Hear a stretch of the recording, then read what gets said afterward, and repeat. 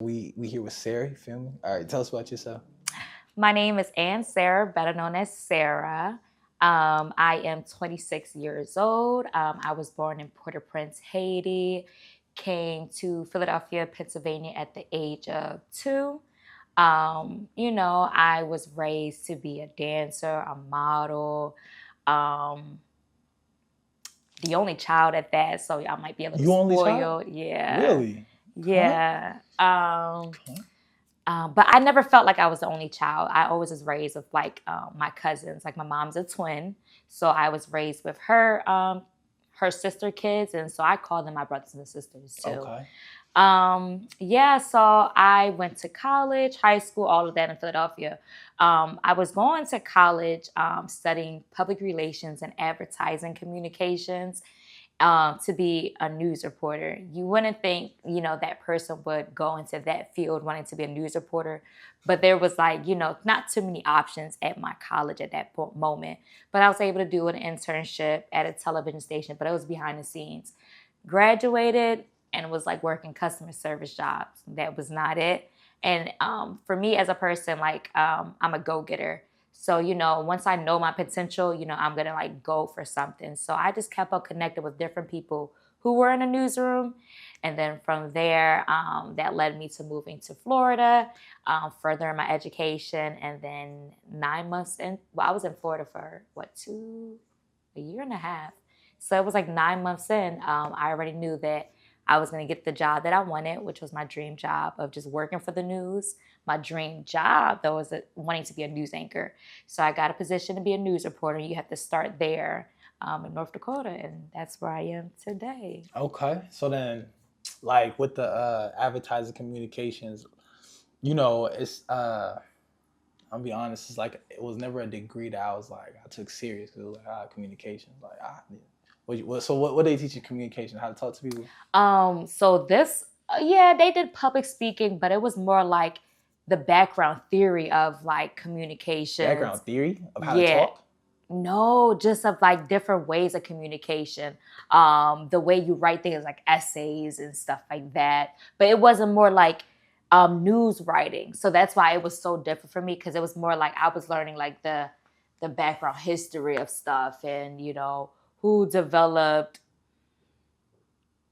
I couldn't even tell you. No, it's all good. No, because like in my perspective though, because it's like, okay, communications. But if you go into school for it, obviously they have a set idea of what communication is supposed to be, right? No, but it's so broad. It wasn't like mass communication because it was public relations. It was like advertising stuff, like what's behind, like, that marketing product, like, how did they try to come together. And it was something that I felt like I didn't need.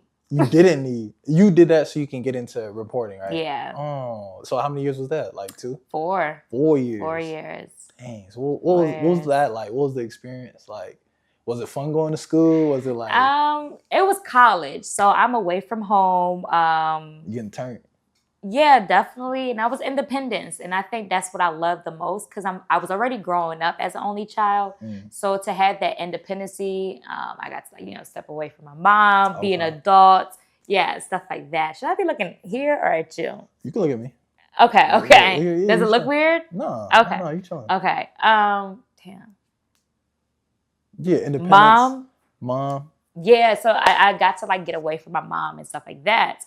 And then, so I was just excited just to, bloom, Okay. So I was just excited to meet new people, go to different classes, put on new outfits, cook my own food if I needed to. What was like what was it like transitioning from like Philly to like, you said you went to school in Florida, right? Yeah. Yeah. What was the transition like? It wasn't that much of a big transition because I had family already down there. Okay. So that family that I connected with, like I vibed just like them. So it was like a smooth transition. They introduced me to their people, and then I started to get to know my own people and stuff. So yeah, and I feel like anybody from Philly could just vibe with anybody. Like, Are you sure? Maybe not. Yeah, because y'all do have a reputation. I ain't gonna lie, y'all Philadelphians. Like, bruh. Yeah, bro. Especially after that Super Bowl y'all won. Yeah. Like, yeah, now we know y'all true character. You feel me? Well, So, like for me, like I come off as like, you know, very polite, respectful young lady, but people could tell that I do have the I got to that me. dog in me. Yeah, Okay, like I okay. can like switch it, you know, Yeah. stuff like that. But I feel like with that, because you're able to switch so well, you can vibe with everybody because you grasp onto like how they are and you know. Okay. How Okay. What's like a crazy memory of Philly? Like crazy as in how? What's a memory that's like it's like a staple to like your Philly experience? Good one. After school, you was like, you feel me? You were no. I ain't never get no fights though. Like people wanted to fight me, but I ain't never get no fights. Oh, okay. So, like, smooth. Yeah. Ooh, that's so hard. Like hard as in you have multiple, or hard as in you can't? Not really. Like I do have multiple, but it's like, which one do I want to like? I feel like is the best. Give me like. Which one's not too crazy that you wouldn't mind it being on the social media? You feel me? Okay, we'll come back to that. Yeah. We'll come back to that. Because I don't think that was a question. No, it wasn't. Yeah. See, that's why we rehearse these, you feel me? Just because, you feel me? But, so you throwing me off now. No, you good. It's a conversation, you feel me? So, like, what was it like, kind of like, you know, coming into yourself, cultivating your identity, you know, because, I mean, yeah, people from, like, coming from, you say you Haitian, right? Mm-hmm. Yeah, so what was it? Was it kind of different adjusting to, like, Black American culture in Philadelphia? Or? I don't think it was at all. Okay. So when I came at the age of 2, because I think maybe more of my cousins dealt with it. You was younger though. Yeah. So I wasn't really talking as much, and I was around babies. But they would tell me stories like, you know, how they would get bullied because they had an accent, stuff like that. And some of them had to like, you know, show them that they was rough too. Like, so it was like they had to deal with more stuff. So I think they led the path for me. Okay. And I really had to like, you know, do too much. But like watching them, like I just adjusted to how it's going to be when I get older. Did you ever feel like a type of way, kind of like sharing your culture a little bit? Or? Like tough? You ever feel the type of way, no? I feel like during high school, probably like it was like growing up in like that. It's like you couldn't, or if you were like a different culture, you'll get made fun of. Listen, my buddy was telling me about like them Africans versus Black American fights. So I don't know if that was a thing. Like not like that, not specifically with Africans, but it's like if you weren't Black or if you weren't like grew up here, you just looked at differently or made fun of in some type of way. Okay. No, I got you. Got you. So then like, did I already ask you this question? How were you able to cultivate your identity? Oh yeah, you did, but I didn't really answer that. So I feel like, I just feel like every place that I've been and like the people I grew up with, has like cultivated who I am. Like, yeah, my mom like raised me with, you know, principles and morals and values and stuff like that. And then, you know, bringing me to church, you know, putting me in Catholic school to get that discipline that I needed. Catholic school? Yeah, I was in Catholic school. Ooh. I was also like something else that's crazy. Did I tell you I was a dancer? I'm a dancer. You did tell me that. Yeah, ballet, and I went to a Russian ballet school too. So like it's like so many aspects of my life I was disciplined in some type of way to grasp like how do I really want to be, or like what is really valuable to me and like how I present myself. So so just all of that like cultivated who I am, and you know, I take a bit and pieces of everything. Okay. The Catholic school kind of, you know, so what was up with the Catholic school? Catholic school? It wasn't like one of the Catholic schools. It was real light work. It was from kindergarten to 8th grade. Okay, not bad. Yeah, wearing uniforms, going to mass every Wednesday. Mass, I was like the communion speaker. Or saying something in mass. Yeah, they didn't hit you or nothing. The only things that we used to do, we used to roll up our skirts, you know, so we could have some short skirts. So you always get in trouble from the principal with that. Dang. It's been a while. But it was cuter than like them long ass skirts. I hear you. You like I blurp cut that out. that. She getting too comfortable. It's all good. Yeah. Okay, Catholic school. Okay, and then Yeah. with the dancing, so like, what was it about your mom? Like, I get it. She wanted you to be like, just multi-talented. Yeah, those type of yeah. yeah. But like, what was your mom? Somebody that was kind of into like extracurricular stuff too, or? No, not really. That's the crazy part. When my mom would tell me about her like history and her childhood, my mom and my mom's twin sister, they were like I wouldn't say the younger ones, but the ones that my grandmother put to work the most, like the ones that couldn't have that much fun because they needed to be in the house doing the chores and blah, blah. Well, everybody else was just, and she had 7 children, my grandmother. So my mom, because my mom didn't do too much, I feel like she wanted to give me all that she didn't do or she wanted to do. And that's why, like, too, with me, like, when I have children, I want to give my mom all the children. Because, like, she wanted more children, but she had, like, complications with birth and stuff. So I just want to, like, give her a bunch of grandchildren. Nah, that means you're the chosen one, you feel me? I really feel like I am. Okay. I was a miracle baby, so a miscarriage before me, it came after heavy worshiping. Yeah. So then, like, who told you to do reporting? Who told you to get into media? Who told me to? I don't think no one did. It was my high school. It was pretty cool how it all started. So I would always like watch the news and my grandmother and stuff like that. We always watch ABC in particular, and it's such a coincidence like that I'm working for. ABC affiliate station. Yeah. So I would just always watch it with her, and it got to the point where like I would like start reading books and then like writing the book out. Like, I don't know if that was a connection, but once I got to high school, I was like really involved into like public speaking and doing the announcements. And I actually did it in my Catholic school. I was doing the announcements, and then, I told you at Mass, like I would do the readings and stuff. So I always had that voice. And you wasn't shy? I liked doing it. And I think a lot of people would tell me like my voice is distinct. So like, I wanted to use it in some type of way. I just didn't know what way exactly I wanted to use it. And still to this day, I would feel like, it's so much more I could do.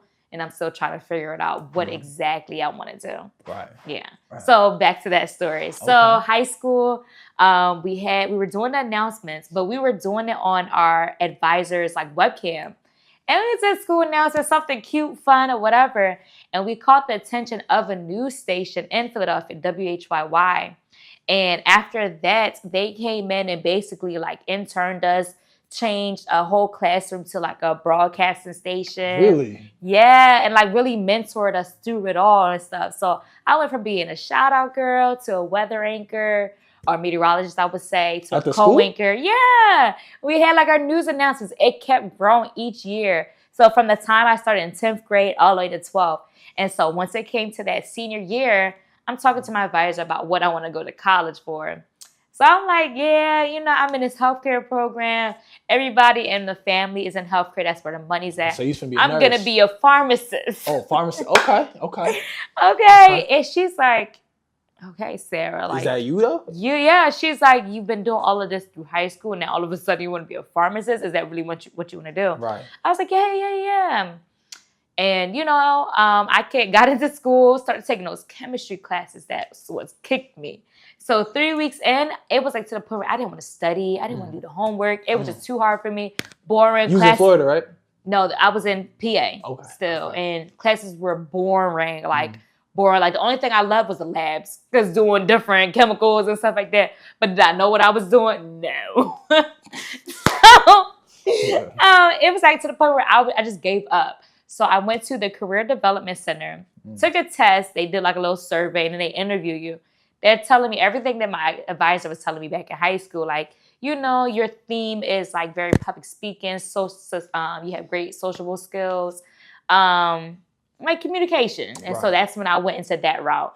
And yeah, from there, they told me, I feel like I kind of made a mistake because they said you could either go for, this is something I never told anybody, so you're going to get the exclusive. Okay. So the 2 routes was journalism and it was PR and advertising communications. Okay. I didn't like writing as much, so I went with PR, but they said both of those fields will get you into like newsrooms and stuff like that. So I went with that route, thinking it would be different than just like writing all day type of thing. That's what I just thought journalism was. So I went that route, and I kind of seen that like I probably should have took journalism because now that I'm in it, everybody graduated a journalism degree, and it's Right. stuff that I did not learn, but I'm learning it now, so whatever. Okay. So I finished that. I was still able to get a news internship behind the scenes, and doing that behind the scenes, I'm like, I really want to be on camera. Like, this is not it.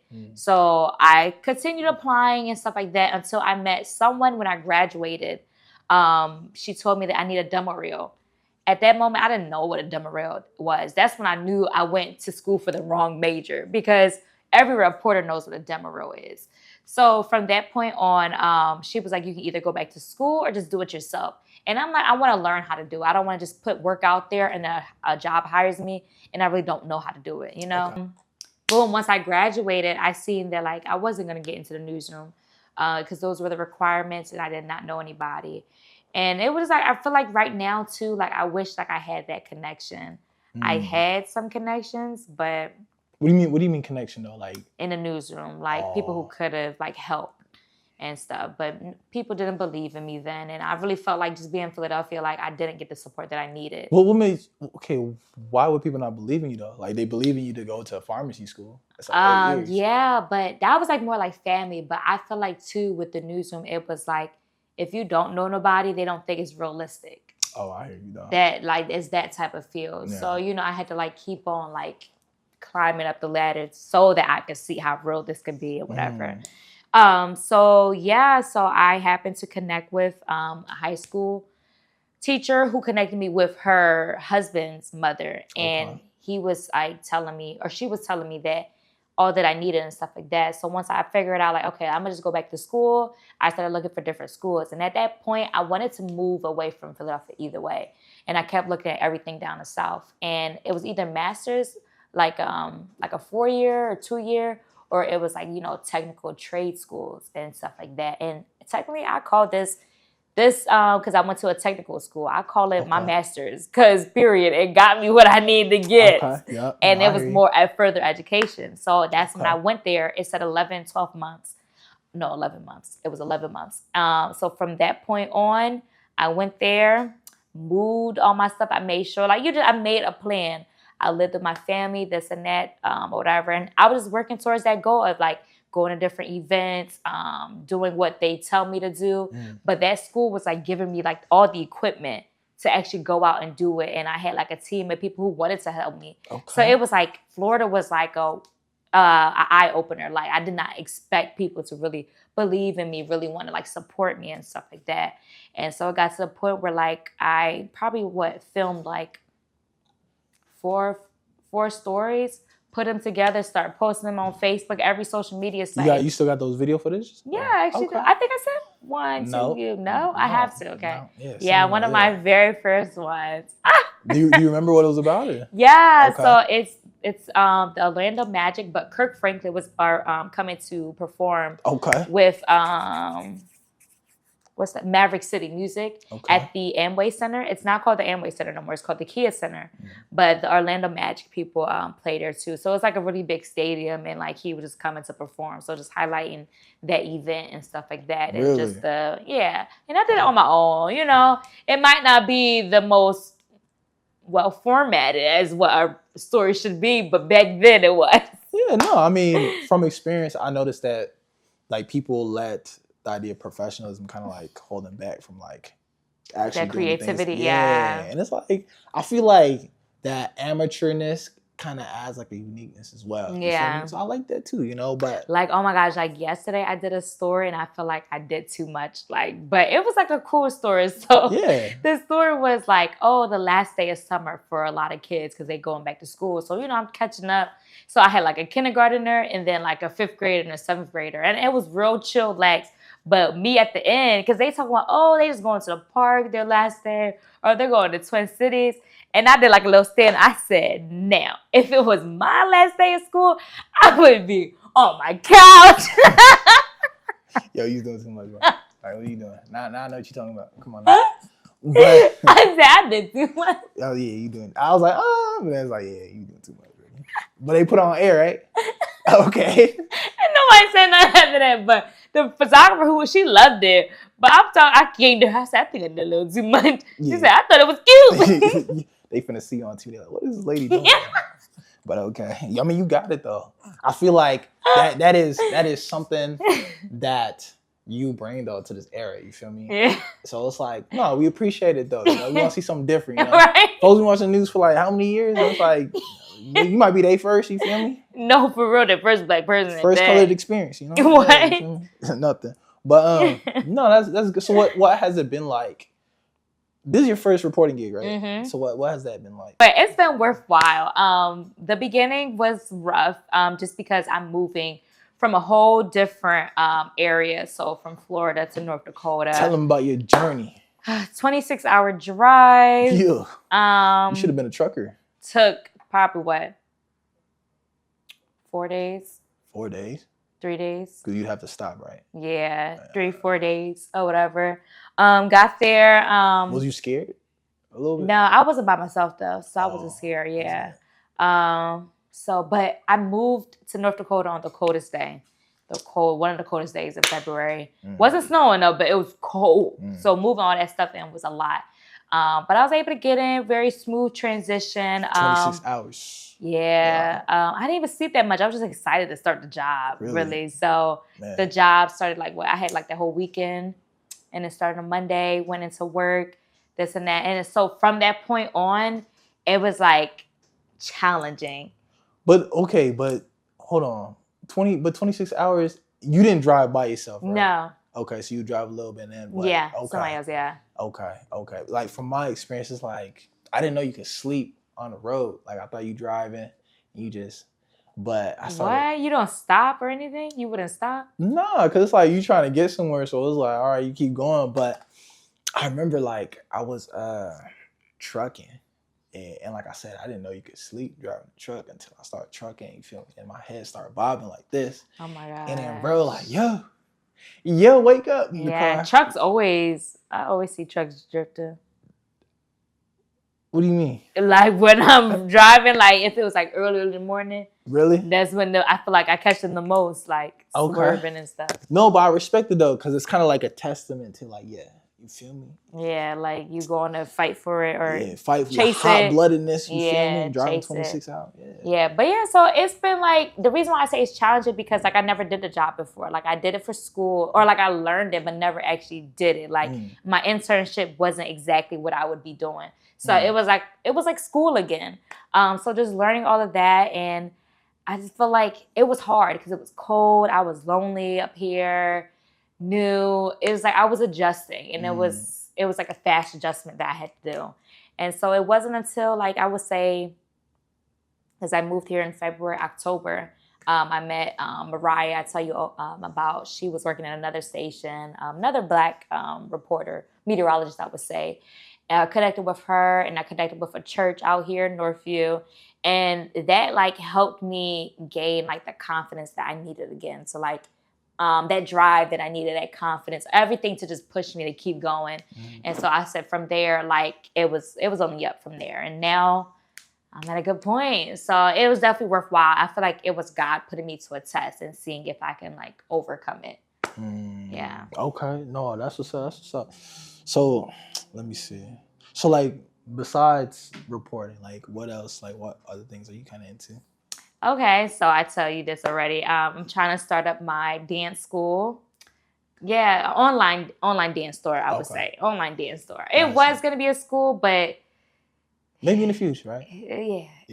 It's in the works. Yeah. But the dance store is definitely like up. It's just not live. I really want to do that so that I can provide for the people who look like me. We don't have like... dance attire like leotards, ballet shoes, things that look like us, our skin complexion. Just because I remember when I was back in school, I would have to put foundation on my thing so that it could match because that's, the look they wanted. Yeah, so I like reaching for that. I've been seeing like little businesses doing it here and there, but it's not really like, boom, noticeable. I see. I mean, y'all got a website up and running, right? Yeah, but it's not live. It's not live? Oh, okay. I swear I looked it up and I seen your picture on there. No? It shouldn't have. I seen you. And you look pretty young, though. Like, how old were you? What was I wearing? Like, it was like a black leotard? No. No? No, I wasn't. Okay. I was going to say, it should not be live. It wasn't like linked in your bio on Instagram at some point? No, that's something else. That's something else? Amway. No. I swear. That's Amway. It was like you and maybe like 2 other ladies or 1 other lady y'all was doing the no? Or my YouTube channel. You got a YouTube channel too? Yeah. Like that's going on right now? Yeah, but I only post like my work, not like I don't vlog and all of that. I should start. Like I want to vlog because I watch vlogs so much. But like okay, so like with your social media, like I feel like you're a pretty good social media presence too. Like, are you trying to get into influencing too, or no? I just post, just to post, but that's just too much. I already have to do it for work. Like basically look for story ideas on social media, post my work sometimes so that I can like stay active. Well, okay, so then explain the process of like developing your story, finding stories, developing stories. Okay, yeah. So when I first started, I would just like go on a different social media site. So Facebook, Instagram, LinkedIn, Twitter, not really so, but it might be or whatever. As I was getting to know the job more, people were starting to get to know me. So they would send me emails. But then I was also, just like talking to different people. Like when I talk to different people, seeing, and get to know people in the community, I started to connect with them. So I started hearing what's going on in the community. What can I bring to the newsroom? Stuff like that. So once I like get those story ideas, I need at least 3 every day. So once I get them, I go back to the station. We have a reporter meet in the morning. The assignment editor is like pitching out her stories that she has. Each reporter is pitching out their 3 or more. And then at the end of the meeting, we pick what stories are going to be in what shows, who we're going to work with, who should we talk to, like how do we want to develop the story, this and that. After that, you go and make your calls, grab your equipment, and then you go out to the stories or whatever. You come back. We like for everyone to come back by at least 2:30 so you can get writing. You had to write at least for the 4, 5, 6, and 10 p.m. show. And it's 2 stories, 2 in each show. So mind you, you're either doing 2 or 3 stories. Probably a minute 30 story and a 30-second one, or 3 30-second ones. And so you're writing for each individual of those stories, 2 in each show.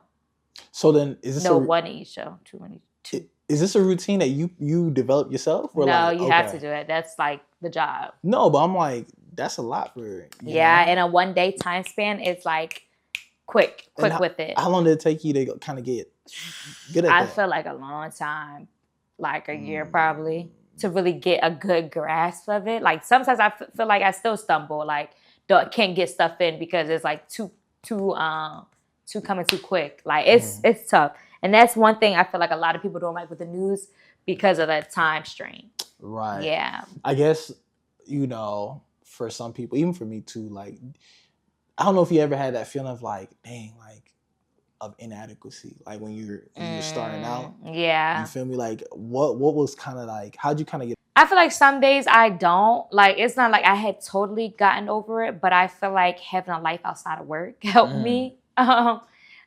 Just so like, I can go off of work or get off of work, I would say, and just free my mind. I feel like the people I have outside of work, the things that I do outside of work, it helps me. God, like, my like life with my prayer life and all of that. So yeah, my church. Yeah. Okay. So then like, and honestly, like you're really good at like, just kind of like getting it out there. Like you always doing something different. Like I remember I seen you at the drift tracks and stuff. So like, have you always been like this or? Yeah, I like trying different things. Okay. Yeah, I'm very adventurous, I would say. And I think that's part of my job too. That's why I like the job so much too. And I always knew like I would be traveling. That's what I love to do, or just doing different things. So that's one cool thing about my job is that it might be the same work, but it's always a different story every day. So I'm always doing something fun, learning something new. I see. And honestly, like, because you've been doing this for what, a year now, right? A year and a half. A year and a half. And I'm always like, it always shocks me how like you just keep coming up with like new stuff to do. Right. You know what I'm saying? Like how? Or is it just because people call you in? People call me in. There's new stuff happening in the neighborhood. Okay. New stuff happening on like national news. Like stuff that happened national news, I try to localize it too. So it's just always new things that are happening. Some things might be a little repetitive. Like, like every September there's like seasonal allergies that come in and, the base, I want to say, You know, not the, but like, you know, the typical stories. But yeah. With the current, okay, so national news, like, how has it been kind of covering like the current state of like events and stuff right now? Yeah, like in North Dakota, what we have going on? Oh, you know what's like so crazy in the newsroom right now? So you know Fargo and Moorhead are very close. So I'm going to talk more about Minnesota. The governor of Minnesota is now the running mate for vice president, Kamala Harris. You didn't know that? No. You got to get in the news more. No, I don't. But yeah, so that's a big thing in Minnesota right now. You know, because he's like just having him, he's been great on the national stage. People are actually liking him. Like I had people from Pennsylvania calling me like, who's this dude? He's really good. Like really, really good. To the point where like Minnesota, if he wins, the Minnesota governor will be the first Native American female to be a governor in the United States. So it's like a lot of historical factors with like Minnesota. Yeah, her name is right now Peggy Flanagan. Lieutenant Governor Peggy Flanagan. You said Lieutenant Governor? Yeah, she's the Lieutenant Governor right now. But yeah, so okay, right? Yeah, no, that's smooth. Yeah, so like it's just been cool. So on this state, and then overall, you probably don't know this as well, but the governor of North Dakota was trying to run for Trump's running mate, vice president, but he didn't get selected. So it's just like a lot of historical backgrounds, and I see it as like North Dakota trying to be bigger than what it can be. And like I see, you know, the work in it. Definitely like how they do certain things. It can be a little sketchy, but I do like how they do certain things. What does that mean? It's like indirect wrongdoings in a way. Okay, we'll leave it at that. Yeah, indirect. Okay. Now I was about to ask you something else about stories. Okay, so then what's your most favorite thing you've done so far here? Favorite story is crazy. And another job just asked me that. And I feel like this is going to be my answer throughout it all. So, or it might be the other one. Say both. Say both. Okay. Yeah. So the one before that. So, you know, with the war in Israel, it's still going on and stuff like that. And there was a lot of protests in the Fargo Moorhead area. And you covered that? Yeah. It was actually students from, I believe, Concordia that did it.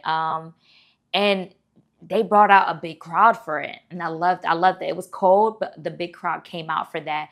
And I feel like they got their message like across because they talked about some of them had family who died there, you know, and they were able to talk. And I was able to get them comfortable enough to talk about their story so that I could share their story, because the first time they did it, they did not want to talk to me. They thought the news was going to twist their story.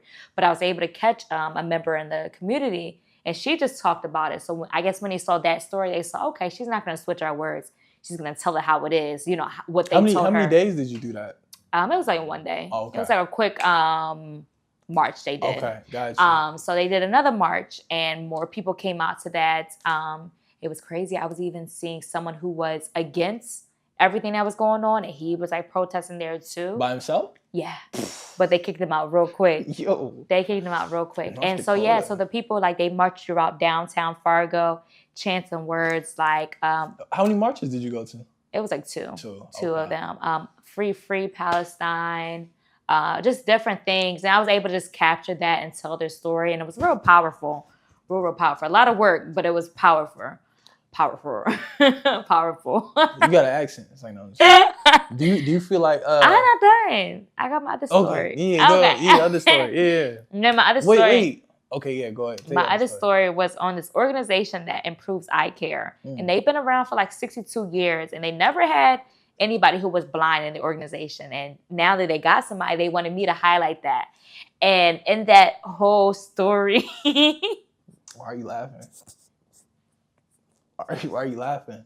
Because you're laughing. I'm not laughing. I didn't laugh. Okay.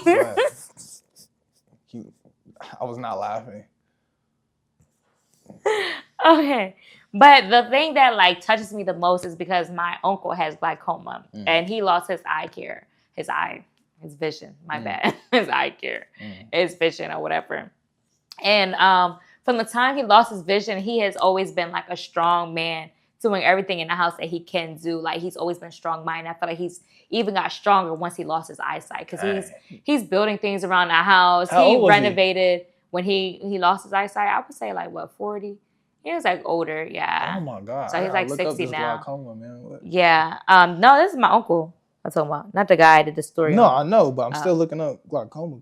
Glaucoma, yeah. It's bad. So, that was like my second father either way, my uncle. So when I heard that he lost his eyesight, this dude lost his eye, but he had hemorrhage. He was working in a hemorrhage, yeah. He was older? Yeah. Yeah. Like how old, though? Probably like 60. Oh, man. Yeah. And so I was able to highlight his story. But in the story, the photographer captured me like walking and talking with him, helping him with his cane. Like, and you could tell like it was genuine. And like that really touched me, because it was like I was seeing my uncle through him and like helping him tell his story and stuff like that. So that was like a really powerful story that I enjoyed.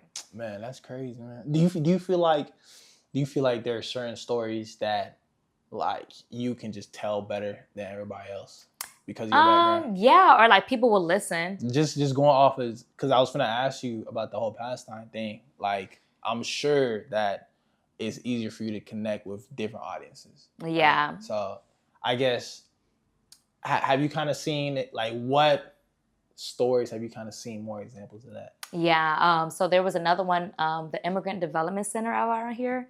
So they have a new organization coming up where they're going to help immigrants, get their license. So driver's license. Yeah. And it was a lot of them that did not speak English. Their accent was very strong, but of course the news put me onto it. But, I'm glad because they actually reached out and wanted me to do it too. And I knew all the people that were there. So it was like they were comfortable in telling me, but then also I was able to like understand them, even if their accent was so strong. I connected with them because I'm coming from a family whose accent is strong too. So, I know how to tell your story, and I know, how to, let it flow, like let the story flow with how my voicing and their voicing is. Another thing they always put me on, a lot of things that deal with racial stuff. I feel like they put me on because people are going to listen to me other than like seeing a typical person they might see. So one where MSUM, there was a lawsuit against them because they were giving out scholarships that excluded white people from it. And it was an organization that was suing them for discrimination. Organization. Okay. Yeah.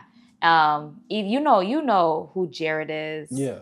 Yeah, he knew about it too. I wanted to talk to him from MSUM, but he didn't know about it at that time. And then there was a story recently I just did that there are new rules for fans at North Dakota high school games. Fans?